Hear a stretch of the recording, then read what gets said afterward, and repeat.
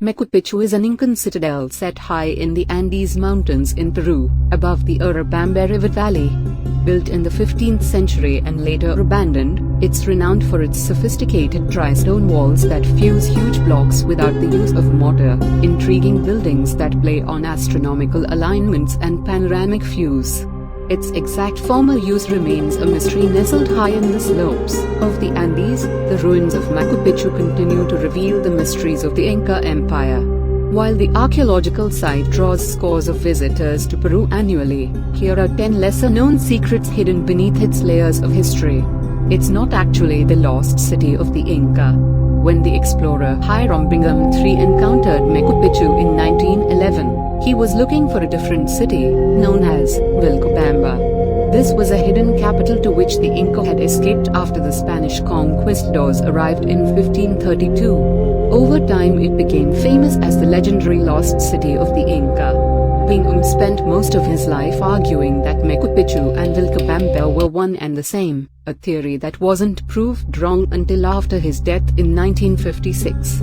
The real Vilcabamba is now believed to have been built in the jungle about 50 miles west of Machu Picchu. Recent research has cast doubt on whether Machu Picchu had ever been forgotten at all. When Bingham arrived, 3 families of farmers were living at the site.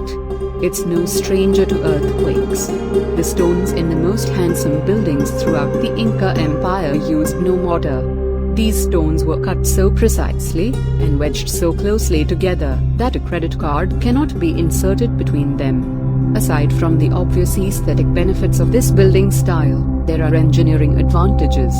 Peru is a seismically unstable country.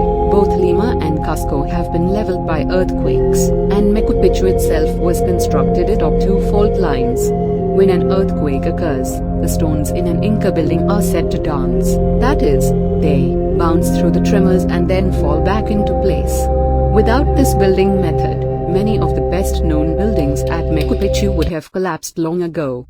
Much of the most impressive stuff is invisible.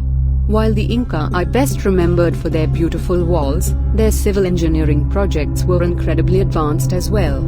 Especially, as is often noted, for a culture that used no draft animals, iron tools, or wheels, the site we see today had to be sculpted out of a notch between 2 small peaks by moving stone and earth to create a relatively flat space. The engineer Kenneth Wright has estimated that 60% of the construction done at Machu Picchu was underground. Much of that consists of deep building foundations and crushed rock used as drainage. Who can walk up to the ruins? A trip to Machu Picchu is many things, but cheap is not one of them. Train tickets from Cusco can run more than $100 each, and entry fees range from $47 to $62 depending on which options you choose. In between, a round-trip bus trip up and down the 2,000 feet high slope atop which the Inca ruins are located costs another $24. If you don't mind a workout, however, you can walk up and down for free. The steep path roughly follows Hiram Bingham's 1911 route and offers extraordinary views of the Machu Picchu Historical Sanctuary, which looks almost as it did in Bingham's time. The climb is strenuous and takes about 90 minutes. There's a great, hidden museum that no one goes to.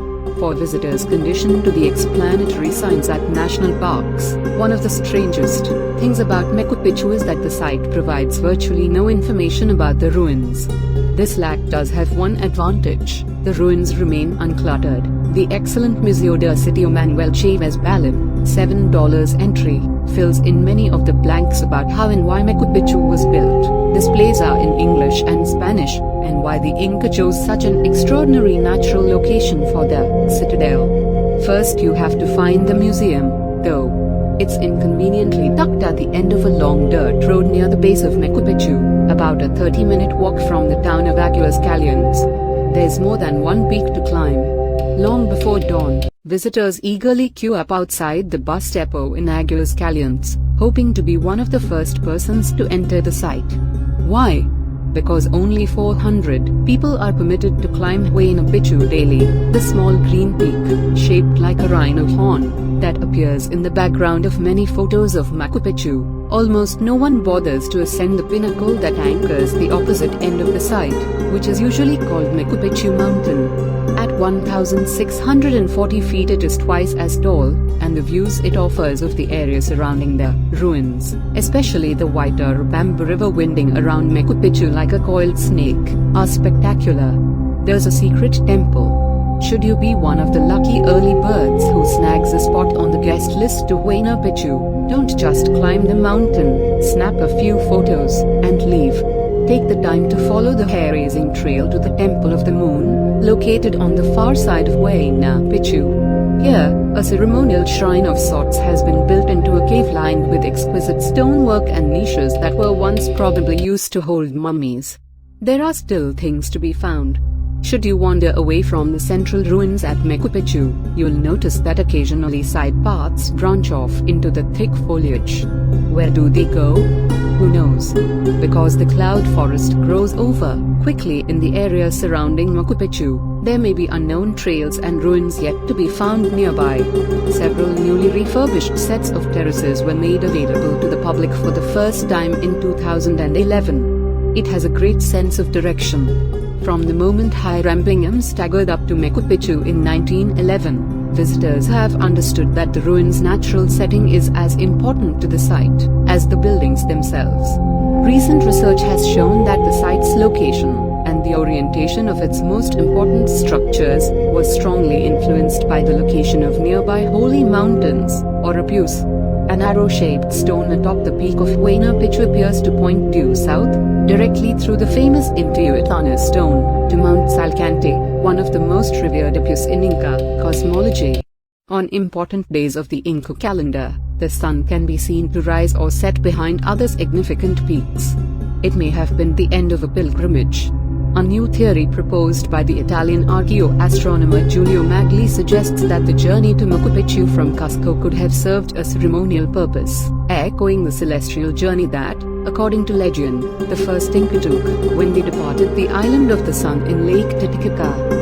Rather than simply following a more sensible path along the banks of the Urubamba River, the Inca built the impractical but visually stunning Inca Trail, which according to Magli, prepared pilgrims for entry into Machu Picchu. The final leg of the pilgrimage would have concluded with climbing the steps to the Intihuatana stone, the highest spot in the main ruin.